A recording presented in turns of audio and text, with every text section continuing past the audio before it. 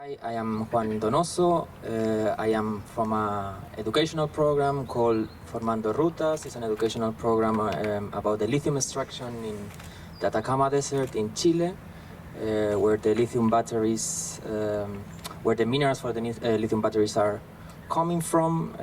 Also, we talk about the German responsibility of the car industry and what are the solutions beyond the individual private car. Welcome. So as my colleague was saying, in order to produce batteries for the electromobility right now, we need large quantities of minerals, no, like lithium, copper, cobalt, etc. No, and among those minerals is lithium, and it's in the Atacama Desert mainly, one of the biggest reserves. That's in Chile, in the north of Chile, near to the border with Bolivia and Argentina, where also there's a lot of lithium extraction and where German companies are involved. According to the forecast, the lithium extraction is expected to rise about 20% annually. The European Union play a big role in the Chilean territory because 80% of the lithium that comes to this market, to the European Union, comes from Chile. Mineral extraction has put systematic and increasing pressure on the region's water goods, affecting traditional ways of living of many communities, indigenous and non-indigenous communities, where agropastoral economies are still practiced based on the rational use of water and the distribution for drinking, harvesting food and raising animals. Water shortages in different villages. There's a contamination of the vegetables because of mining extraction. There's lung diseases of workers, and the European Union knows this since decades. Everyone knows this, and nobody does anything. At least not the European Union, at least not the mobile companies who are there, not even the mining companies from Chile or other countries.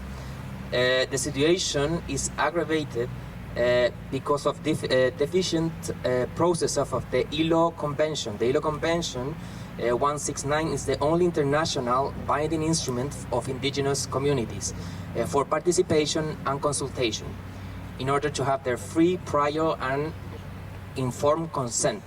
This convention was signed by Germany in 2021, so they have a legal responsibility on this as well. And this is not happening. Communities are not being ask for participation and consultation. Not always. They have the right for maybe getting paid for the mining extraction or for maybe consultation, but they don't have the right to say no. And that's the key point of the ILO Convention.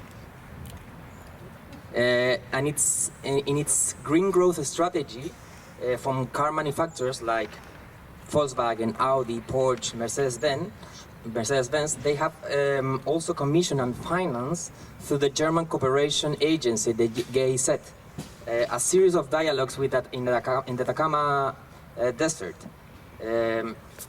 establishing the Association for Responsible Lithium Extraction. And we know that mining cannot be sustainable. We know, all of us, we know that mining is not sustainable, no? But also it's unclear how mining can be sustainable at all without having at the same time questioning the consumption of resources in industrialized countries like Germany.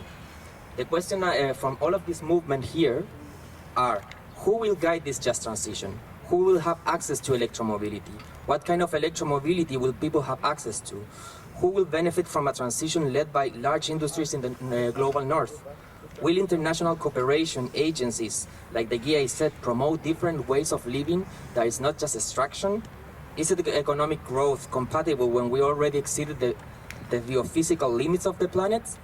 Any answer will not be sufficient if the individual transportation and extractivist models are not questioned, and that's why we are here.